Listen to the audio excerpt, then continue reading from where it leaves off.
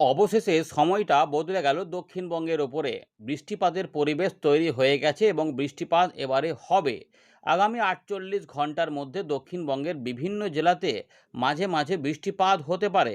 এই নিয়ে আমরা এই ভিডিওতে বলবো। বেশ কিছু ঘূর্ণাবর্ত এবং অক্ষরেখার ফলে জলীয় বাষ্প ঢুকে রয়েছে বাংলার আকাশে। ফলে আংশিক মেঘলা আকাশ এবং মেঘলা আকাশ কোথাও কোথাও দেখা যাবে। এরই মধ্যে ঝড় বৃষ্টি ধেয়ে আসতে পারে। বিক্ষিপ্তভাবে ভারী বৃষ্টিপাতের কথা বলেছে দক্ষিণবঙ্গে। উত্তরবঙ্গে হালকা থেকে মাঝারি মানের বৃষ্টিপাত থাকলেও দক্ষিণবঙ্গে বেশ কিছু বদল হয়েছে। এদিকে বঙ্গোপসাগরে বেশ কিছু পরিবর্তন আবার নতুন করে দেখা দিয়েছে। বর্ষার অগ্রগতি আগেই কিছুটা হয়েছে, আরও কিছুটা হবে। দক্ষিণ বঙ্গোপসাগর থেকে শুরু করে এবারে উত্তর ভাগের দিকে বর্ষার অগ্রগতি ধীরে ধীরে লক্ষ্য করা যাচ্ছে। ফলে ঘূর্ণিঝড়ের আপডেটে এই মুহূর্তে পরিবর্তনের ইঙ্গিত পাওয়া যাচ্ছে। ঘূর্ণিঝড় হবে কি হবে না, নতুন আপডেট কি বলছে আমরা জানাবো। হলে কোন দিকে যেতে পারে সেটাও দেখানোর চেষ্টা করব। দুটো মডেলে আমরা চেক করে দেখাবো ভিডিওর ঠিক শেষ ভাগে। তার আগে বৃষ্টিপাত কোথায় হবে আমাদের বাংলায়, যেখানে 30 তারিখ পর্যন্ত বৃষ্টিপাতের ভালো সম্ভাবনা রয়েছে। কোন কোন জেলার কি খবর সেটা আমরা দেখাচ্ছি। আপনার এলাকায় আজ আকাশ কেমন রয়েছে, আংশিক মেঘলা না বর্তমানে মেঘলা নাকি বৃষ্টিপাত হচ্ছে, কমেন্ট করে জানাবেন এবং জায়গা উল্লেখ করবেন। আসাম, মেঘালয়, মিজোরাম, মণিপুর, ত্রিপুরা, বাংলাদেশ সহ উত্তরবঙ্গ, দক্ষিণবঙ্গ, বিহার, ঝাড়খণ্ড, উড়িষ্যা।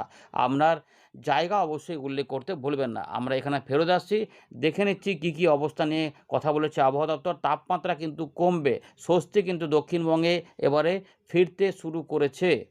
প্রথমেই আমরা দেখে নেব উত্তরবঙ্গ দক্ষিণবঙ্গে সতর্কতা নিয়ে কি বলছে 28 তারিখে আলিপুর আবহাওয়া দপ্তর। তো আমরা দেখতে পাচ্ছি 28 এবং 29 তারিখে বিক্ষিপ্তভাবে বৃষ্টিপাতের কথা রয়েছে উত্তরবঙ্গে, অর্থাৎ উত্তরবঙ্গে বৃষ্টিপাত কমার সম্ভাবনা জানাচ্ছে। 30, 31, 1, 2, 3 কোনো ওয়ার্নিং থাকছে না। দক্ষিণবঙ্গের জন্য অরেঞ্জ অ্যালার্ট জারি করা রয়েছে। দেখুন দক্ষিণবঙ্গে রয়েছে ভারী বৃষ্টিপাতের কথা বলেছে, বজ্রবিদ্যুৎ সহ ঝড় বৃষ্টির কথা বলেছে। 30 তারিখ পর্যন্ত অ্যালার্ট রয়েছে দক্ষিণবঙ্গে। 31 তারিখ থেকে পরবর্তী যে 3 তারিখ পর্যন্ত দক্ষিণবঙ্গের উপরে কোনো ওয়ার্নিংয়ের কথা বলছে না আবহাওয়া দপ্তর। তাহলে 28 তারিখ থেকে 29 তারিখের মধ্যে কোন কোন জেলাতে কমলা সতর্কতা এবং কোন কোন জেলাতে বৃষ্টিপাত হতে পারে, ঝড় বৃষ্টি হতে পারে সেটা একবার দেখে নেওয়া যাক। তো দেখুন বন্ধুরা, 28 তারিখের জন্য ডিস্ট্রিক্ট ওয়াইজ যে ওয়ার্নিং দিয়েছে আলিপুর আবহাওয়া দপ্তর, তাতে আমরা দেখতে পাচ্ছি উত্তরবঙ্গের জেলাগুলিতে হলুদ সতর্কতা রয়েছে, যেখানে বিক্ষিপ্তভাবে বজ্রবিদ্যুৎ সহ বৃষ্টিপাত কিছুটা হতে পারে। কোথাও কোনো বড় সতর্কতা নেই, আমাদের আরও দেখাচ্ছি। দেখুন দক্ষিণবঙ্গের ওপরে রয়েছে অরেঞ্জ অ্যালার্ট। তাহলে কোথায় কেমন সতর্কতা? তো আমরা দেখতে পাচ্ছি যে এই জায়গাটাতে দেখুন, এখানে কিন্তু পরিষ্কার দেখা যাচ্ছে যে বর্ধমানের দিকে কিন্তু দেখুন পূর্ব বর্ধমান লেখা রয়েছে ভারী বৃষ্টিপাত, হেভি রেনফল, তার সঙ্গে স্ট্রং সারফেস উইন্ড বৃষ্টিপাতের সময় এবং বজ্রবিদ্যুৎ সহ বৃষ্টিপাত।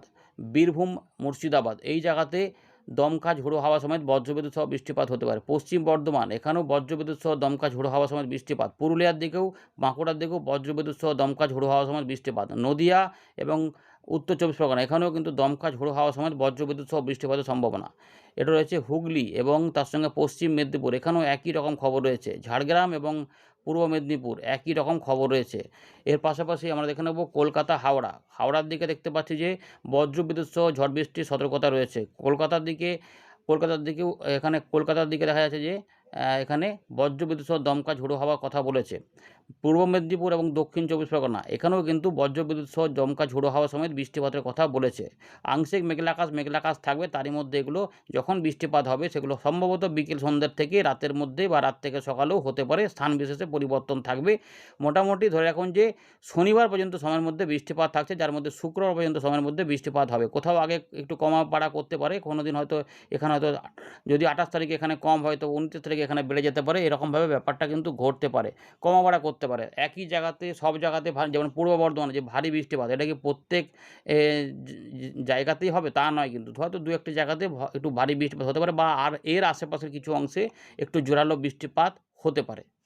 এবারে দেখে নেব যে ওয়েদার সিস্টেম নিয়ে কী বলছে ভারতীয় মৌসুম ভবন। তো আমরা দেখতে পাচ্ছি বর্ষার অগ্রগতি বেশ কিছুটা হয়েছিল, আরও কিছুটা আগামী 2 থেকে 3 দিনের মধ্যে, অর্থাৎ মোটামুটি ধরে রাখুন যে 48 ঘন্টা থেকে 72 ঘন্টার মধ্যেই দক্ষিণ পশ্চিম মৌসুমী বায়ু আরও কিছুটা এগিয়ে যাবে আমাদের বঙ্গোপসাগরের দক্ষিণ পশ্চিম, পূর্ব মধ্য এবং পশ্চিম মধ্য ভাগে কিন্তু বর্ষার অগ্রগতি আরেকটু হবে। এর পাশাপাশি দক্ষিণ পূর্ব বঙ্গোপসাগরে যেটুকু বাকি আছে সেখানে হবে এবং উত্তর পূর্ব বঙ্গোপসাগরের বাকি কিছু অংশে এই বর্ষার অগ্রগতি হবে। এইটাই কিন্তু এই যে অগ্রগতিগুলো এত তাড়াতাড়ি হচ্ছে, এর ফলে কিন্তু ঘূর্ণিঝড়ের আশঙ্কা যেটা তৈরি হয়েছিল তাতে কিন্তু কিছু পরিবর্তন হওয়ার সম্ভাবনা থাকবে। এমনও হতে পারে যে ঘূর্ণিঝড় শেষ মুহূর্তে আবার নাও হতে পারে, এমনও সম্ভাবনাও থাকতে পারে। কারণ যেহেতু এই দক্ষিণ পশ্চিম মৌসুমী বায়ু তাড়াতাড়ি এগোচ্ছে, এর ফলে কিন্তু বঙ্গোপসাগরে যেটা যেমন পূর্ব মধ্য বঙ্গোপসাগরের দিকেও কিন্তু এখানে রয়েছে এবং উত্তর পূর্ব বঙ্গোপসাগরও পৌঁছে যেতে পারে, সেই সম্ভাবনা থাকছে, বুঝতে পেরেছেন? তাহলে কিন্তু যেটা হবে ঘূর্ণিঝড় হওয়ার দিকে কিন্তু একটুখানি ক্ষীণ সম্ভাবনা থাকবে। সেক্ষেত্রে এইটা কিন্তু নতুন পরিবর্তন হতে পারে। এই মুহূর্তের আপডেট কিন্তু সেটাই বোঝা যাচ্ছে, সেটা আমরা দেখব ইন্ডিতে চেক করে সেরকম ইঙ্গিত দিচ্ছে কিনা নাকি হবে। আর এর পাশাপাশি উত্তর পশ্চিম উড়িষ্যার কাছে একটি ঘূর্ণাবর্ত আর রয়েছে এখানে উত্তরপ্রদেশ থেকে দক্ষিণ উড়িষ্যা পর্যন্ত একটি ঘূর্ণাবর্ত, এটা অক্ষরেখা কাজ করছে, যেটা মধ্যপ্রদেশের উপর দিয়ে বিস্তৃত রয়েছে। এর পাশাপাশি আসাম এবং আসামের মধ্যভাগ সংলগ্ন এলাকাতে আরেকটি ঘূর্ণাবর্ত কাজ করছে। এর পাশাপাশি পূর্ব মধ্য বঙ্গোপসাগর এবং দক্ষিণ পূর্ব বঙ্গোপসাগরের কাছে আরেকটি ঘূর্ণাবর্ত কাজ করছে। এগুলি কিন্তু বলা রয়েছে। দেখুন দক্ষিণ পশ্চিম মৌসুমী বায়ুর যে অগ্রগতি, ভালো করে এই চিত্রটা দেখলেই বুঝতে পারবেন। এই যে 27 তারিখের দিকে এই অংশটায় নতুন করে বর্ষার অগ্রগতি হয়েছে এই এলাকাটায়। তো যেটা 48 থেকে 72 ঘন্টার মধ্যে এইটা কিন্তু আরেকটু এগোবে, এই জায়গা পর্যন্ত পৌঁছে যেতে পারে। ফলে এই জায়গা যদি পৌঁছে যায় এই পর্যন্ত, বা যদি আমাদের এই ভারতের ভূভাগেও যদি এখান থেকে একটু টাচ করে দিতেও পারে, যদি এটা একটু এগিয়ে যায় তাহলে, কারণ এগুলো সবই সম্ভাবনা রয়েছে। সেক্ষেত্রে যেটা হবে, যদি এইখানে চলে যায় এই জায়গাটাতে, মানে ভালো করে দেখুন, এই জায়গাটা যদি পৌঁছে যায় সেক্ষেত্রে এইখানে দক্ষিণ পশ্চিম মৌসুমে এগোতে থাকবে। ফলে এইটুকু জায়গা ফাঁকা থাকবে, ফলে এখানে ঘূর্ণাবর্ত তৈরি হলে এই জায়গাটা হতে পারে বা মায়ানমারের দিকে ঠেলে যেতে পারে, অথবা এই দিকে উঠে যেতে পারে, কিন্তু সেটা খুব একটা শক্তিশালী হওয়ার কিন্তু সুযোগ পাবে না। সেক্ষেত্রে ঘূর্ণিঝড় শেষ মুহূর্তে যে জুন মাসের প্রথম সপ্তাহে হওয়ার যে সম্ভাবনা আমরা বিগত কয়েকটা আপডেটে দেখছিলাম, কিন্তু যেহেতু বর্ষার অগ্রগতি হবে বলছে খুব শীঘ্রই, তাতে কিন্তু একটু সন্দেহ দেখা দিয়েছে যে 4-5 তারিখের দিকে যে ঘূর্ণিঝড়টা আদৌ হবে কি হবে না। এইটা কিন্তু এখনও ভাবার বিষয় রয়েছে। নতুন করে এই পরিবর্তন যেহেতু এসেছে, তো আমাদের সেটা জানিয়ে দিলাম। এবারে দেখুন যে চিত্র দেখাচ্ছে ভারতীয় মৌসুম উত্তর পশ্চিম ভারতে শিলা বৃষ্টিপাত, তাপপ্রবাহ সবই থাকছে, আবার সঙ্গে ধুলা ঝড়, ডাস্ট স্টর্ম দেখা যাচ্ছে, এখানে অ্যালার্ট রয়েছে। এইখানে কিছুটা তাপপ্রবাহ বেশি থাকছে। আমাদের এইখানটাতে দেখুন অরেঞ্জ অ্যালার্ট থাকছে বিহার, ঝাড়খণ্ড, উড়িষ্যা, গাঙ্গেয় পশ্চিমবঙ্গে। এখানে বিক্ষিপ্তভাবে ঝড় বৃষ্টি হবে। শিলা বৃষ্টিপাতের কথাও এখানে বলেছে আবহাওয়া দপ্তর। তবে আলিপুর আবহাওয়া দপ্তর দক্ষিণবঙ্গের পূর্ব বর্ধমান কাছে এলাকাতে কিছু ভারী বৃষ্টিপাতের কথা বলেছে। উত্তর পূর্ব ভারতের আসাম এবং মিজোরাম, মণিপুর এই যে জায়গাগুলো রয়েছে, এখানে কোথাও কোথাও বিক্ষিপ্ত ভারী বৃষ্টিপাত রয়েছে। উত্তরবঙ্গে বৃষ্টিপাত কিন্তু কমে যাচ্ছে, সেখানে হলুদ সতর্কতা জারি হচ্ছে। যদিও ওয়াইড স্প্রেড রেনফল হবে দক্ষিণবঙ্গে এমন সম্ভাবনাই কিন্তু বেশি। গ্যাঞ্জাটিক ওয়েস্ট বেঙ্গলে নীল কালার দেওয়া রয়েছে। আমরা আবারও ফেরত চলে এলাম ওয়েন্ডির লাইভ স্ক্রিনে। ভালো করে একবার দেখে নিন উপগ্রহ চিত্রটা। এই যে উত্তর পশ্চিম ভারত, মধ্য ভারতে যেখানে গরম, ধুলাঝড় এবং শিলা বৃষ্টিপাতের আশঙ্কা থাকছে, কারণ আরব সাগর থেকে জলীয় বাষ্প আবার এখানে ঢুকছে, ঘূর্ণাবর্ত এখানে কিছু তৈরি হয়েছে, ফলে এই দিক থেকে টানছে, এর ফলে এখানে শিলা বৃষ্টিপাত হতে পারে। আর গরমটা কিন্তু এখনও থাকবে। 29 তারিখ থেকে এখানে পরিবর্তন হয়ে যাবে, একটু তাপমাত্রা কমতে থাকবে এবং আমাদের গাঙ্গেয় পশ্চিমবঙ্গেও 4-5 ডিগ্রি তাপমাত্রা কিন্তু কমবে 2 তারিখ পর্যন্ত সময়ের মধ্যে, যদি কোনো বড় পরিবর্তন না হয়। কারণ এখন কিন্তু জলীয় বাষ্প ঢুকে রয়েছে, ফলে এই যে দেখুন আস্তে আস্তে মেঘের জমায়েত ধীরে ধীরে আবার হওয়া শুরু হয়েছে। আস্তে আস্তে এই যে জলীয় বাষ্পগুলোকে কাজে লাগিয়ে, এর ফলে এই দেখুন বজ্রশেলও টুকটাক করে একটা ইঙ্গিত দিচ্ছে যে বজ্রশেল পরে তৈরি হতে পারে। ফলে সম্ভাবনা থাকছে দক্ষিণবঙ্গের বিভিন্ন জায়গাতে শুক্রবার পর্যন্ত সময়ের মধ্যে বা শনিবার সকাল পর্যন্ত সময়ের মধ্যে, এই বৃহস্পতিবার থেকে শনিবার সকালের মধ্যে দক্ষিণবঙ্গ সহ বাংলাদেশের খুলনা, বরিশাল, ঢাকা বিভাগ, চট্টগ্রাম বিভাগ এবং আমাদের ত্রিপুরা, তার সঙ্গে ঝাড়খণ্ড এবং উড়িষ্যার পূর্ব দিক, এই যে অংশটা রয়েছে, এইখানের বিভিন্ন অংশে ঘুরিয়ে ফিরিয়ে মেঘ হতে পারে। এদিকেও মেঘ উঠতে পারে, এদিকেও মেঘ উঠতে পারে, আবার এই সাইড থেকেও মেঘ উঠতে পারে। এরকম করে কিছু কিছু এলোপাথারি মেঘ উঠতে পারে, যার ফলে কোথাও কোথাও বজ্রবিদ্যুৎ অ্যাক্টিভিটি বেড়ে গিয়ে ঝড় বৃষ্টি হতে পারে। তাই কোথাও কোথাও শিলা বৃষ্টিপাত এবং কালবৈশাখী ঝড়ের কথাও কিন্তু রয়েছে। বিহার, ঝাড়খণ্ড, উড়িষ্যা, গাঙ্গেয় পশ্চিমবঙ্গে কালবৈশাখী ঝড়ের সতর্কতা রয়েছে। আর বঙ্গোপসাগরে দেখুন দক্ষিণ পশ্চিম মৌসুমী বায়ুর অগ্রগতি কিন্তু আরও অনেকটা হচ্ছে, সেটা বোঝা যাচ্ছে। কারণ ঠিক মধ্য বঙ্গোপসাগরের কাছে একটু নিচের দিকের এলাকাতে ভালো কিন্তু মেঘের ঘনঘটা বাড়ছে, ফলে দক্ষিণ পশ্চিম মৌসুমী বায়ুর অগ্রগতি অনেকটাই কিন্তু গতিশীল অবস্থায় রয়েছে। এদিকে টাইফুনের একটা ইঙ্গিত পাওয়া যাচ্ছে, যেটা ইতিমধ্যে মনে হচ্ছে তৈরি হয়েছে এই জায়গাতে। দেখুন ভালো করে যে একটা টাইফুন কিন্তু ঘুরছে, বুঝতে পারছেন? যাই হোক, আমরা এবার একটু দেখে নিই যে পূর্বাভাস কী পাচ্ছি, বজ্র বিদ্যুৎ অ্যাক্টিভিটি কোথায় কোথায় কেমন হতে পারে। তো দেখুন আমরা এখানে দেখতে পাচ্ছি যে উত্তর পশ্চিম ভারত, মধ্য ভারত, পূর্ব ভারত, এই দিকগুলোতে বজ্র সেল তৈরি হতে পারে বিকেল থেকে সন্ধে বা রাতের মধ্যে। দেখুন ট্র্যাক করছে আস্তে আস্তে, কোথাও কোথাও কিন্তু বজ্র সেল হতে পারে, কোথাও একটু কমা বাড়া করছে। এই উত্তর দিকেও কিছুটা থাকবে রাত থেকে সকালের দিকে। 29 তারিখে সকালের মধ্যে কিন্তু বজ্রবিদ্যুৎ অ্যাক্টিভিটি হতে পারে। পুরুলিয়া দিকেও কিছু কিছু অল্প স্বল্প থাকতে পারে, বা আমাদের বর্ধমান, বীরভূম, মুর্শিদাবাদ, এই যে এটা বললাম পুরুলিয়ার দিকে থাকতে পারে। তো পুরুলিয়া, ধানবাদ, এই যে মিহিজাম, আসানসোল, দুর্গাপুর, সিউড়ি, নলহাটি, এই অংশের উপর দিয়ে এগুলো বর্ধমানের দিকে নেমে মানে বাঁকুড়ার দিকেও নেমে আসতে পারে, মানে উপকূলবর্তী জেলাতে। আর এখানেও কিছু তৈরি হতে পারে, ভালো করে দেখে নিন। এভাবে কিন্তু বজ্রবিদ্যুৎ অ্যাক্টিভিটি এরকমভাবে নেমে চলে আসতে পারে। ফলে এই যেটা বলতে চাইছি যে সময়গুলো বৃহস্পতিবার থেকে শনিবার সকাল পর্যন্ত এই সময়কালের মধ্যেই কিন্তু বজ্র সেল আসবে। এবং এই যেহেতু দেখুন উত্তর পশ্চিম ভারত এবং মধ্য ভারতে এই জায়গাতে বজ্র সেল তৈরি হচ্ছে, ফলে তাপমাত্রা কমবে, যেটা বলেছে 4-5 ডিগ্রি 6 ডিগ্রি পর্যন্ত নেমে যেতে, ফলে উত্তর পশ্চিম ভারতগুলোতেও বৃষ্টিপাত থাকবে। 30 তারিখ পর্যন্ত সময়ের মধ্যে কিছু বৃষ্টিপাত আমাদের এখানে টুকটাক করে নেমে আসবে। এই দেখুন এখানেও কিন্তু ভালো রকমের আমরা দেখতে পাচ্ছি যে বজ্র সেল তৈরি হতে পারে। উত্তর পশ্চিম ভারতের দিকেও যে প্রচণ্ড গরম ছিল, সেখানেও কিন্তু রাজস্থান, পাঞ্জাব, হরিয়ানা, চণ্ডীগড়ের দিক থেকে শুরু করে মধ্যপ্রদেশ, এগুলোতেও গুজরাটের দিকেও কিছু বজ্রবিদ্যুৎ সহ বৃষ্টিপাতের দাপট দেখা যাবে এই 30 তারিখ পর্যন্ত সময়ের মধ্যে। এবারে বজ্রবিদ্যুৎ অ্যাক্টিভিটি সহ বৃষ্টিপাতটা কোথায় কেমন হবে দেখব, তারপর আমরা ঘূর্ণিঝড়ের আপডেটটা দেখব। তো এই মুহূর্তে আমরা দেখতে পাচ্ছি এখানে একটু ঘূর্ণাবর্ত পরিবেশ রয়েছে, এবং এখানে জলীয় বাষ্প এই দিকে যাচ্ছে, এবং এখান থেকে গরম হাওয়া আসছে। এই যে বায়ু প্রবাহটা দেখতে পাচ্ছেন, এরই ফলে কিন্তু বিক্ষিপ্তভাবে বৃষ্টিপাতের পূর্বাভাস থাকবে আগামী এই বৃহস্পতিবার থেকে 48 ঘন্টার মধ্যে।